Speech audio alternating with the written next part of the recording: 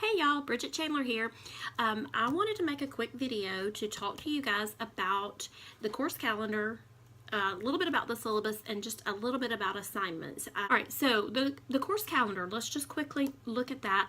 You'll see that I have, it is divided by weeks. Week 1 with dates, week 2 with dates, and then the module that coordinates with it. So we've just finished week 2, and we should have started module 1. So what you should have completed is readings and a discussion board post. And then that was by 9/3 before midnight. So then your next due date is at the conclusion of week 3, and you'll see it's under module 1. You need to reply to your classmates' posts in discussion board and complete assignment 1 by Sunday at midnight, before midnight. We are in week 4. You will still be working in module 1. So you will see, and then that's when you'll do your reflection.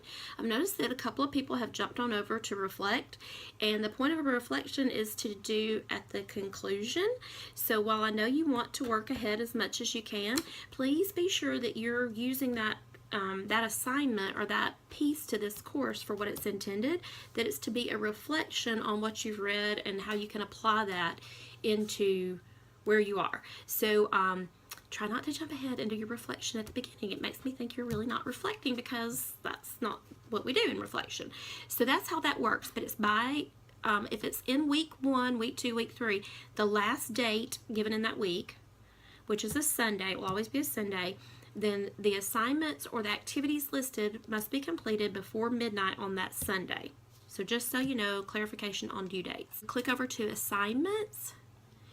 You should be able to click on the link to all the assignments. This is just an outline for them, and it's a guide for you to go ahead and look ahead to see what your assignments are. As the assignments are posted in Blackboard, you'll be given even more details that should help you with them. So you'll see whenever you click on the link for the assignments, it says the course presents current topics and career, that's the course description. The following battery of assignments will take the participant, you, through a complete curriculum development process from beginning to end. Each of the assignments will generate a component of the finished curriculum product. So each assignment will build on the next one. CE 520 participants will identify a curriculum project at the course or unit of instruction level. So you can work on a full course or some type of teaching module, teaching unit. Now, I posted this in discussion board.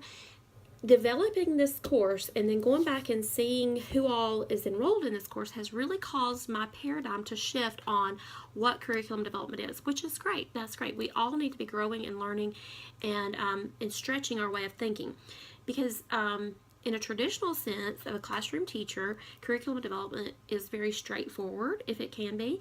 In career tech world, it's a little not as straightforward. It's always related to workforce development. But with you guys who are in so many different fields, I'm really having to rethink what curriculum development is and what that could look like. And I hope that you're stretching yourself and seeing too that if you're a trainer, or if you desire to teach or train, or if you work in any type of capacity where you are working with other people, where you are instructing, guiding, leading, training, whatever it is, other people, then there is a curriculum. It may be an unwritten curriculum. There is an outline, there is a plan, even if you've never really formally sat down and thought about it. So this is the formal side to even an informal type training to kind of plan for that. So assignment 1 is the curriculum development process analysis. So 3 to 4 pages maximum. This doesn't have to be a huge report. So maximum 3 to 4 pages. Locate and review a textbook, guide, or journal article that contains a comprehensive curriculum development process as presented by the authors. Generate a clear graphical chart, some type of flow chart, web, cycle, something, a visual that represents the process. Include the process title and reference source as part of the page.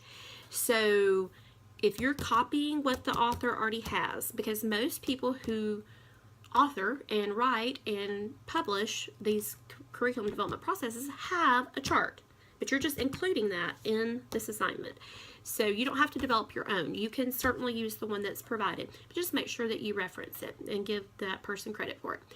Then compare and contrast the curriculum development process that you found with the framework provided in the class text, Curriculum Development in Vocation and Technical Education by Fitch and Crunklin. So you're going to compare it to one in here, but there, you can look at this one. So you're going outside of this one, and then you're comparing with what their process is. And what are the strengths, what are the weaknesses, how appropriate is the process for developing curriculum in your area. So it could be none, like it's not going to be incorrect if you say it's not appropriate. This is not an appropriate process for my particular area, because you still have read and reviewed and thought through and compared and contrast two curriculum development processes. So it may be that the textbook way, this author's way, doesn't work for you, and neither does another one that you have found. But point being, you're going to find two curriculum development processes. You're going to compare and contrast them for assignment 1. Okay, so that was a lot about assignment 1. I'll have to go a little quicker. Content standards analysis is assignment 2. Task analysis is assignment 3. Goals, outcomes, and objectives for assignment 4. Content development and unit development is on assignment 5. Assignment 6, instructional strategies. So how will you deliver this content, whatever it is, how will this look? And then assignment 7, the curriculum. And this is where you're going to assimilate the completed products for this course into one document. So you're kind of getting graded twice for your work, because you're getting feedback and evaluation on each of the assignments, but then you're going to turn it all in together, assimilate all these parts and pieces into curriculum, and that's your product, and that's assignment 7. So we will not have a final exam in this class. That is the final exam, that you have turned in this developed curriculum.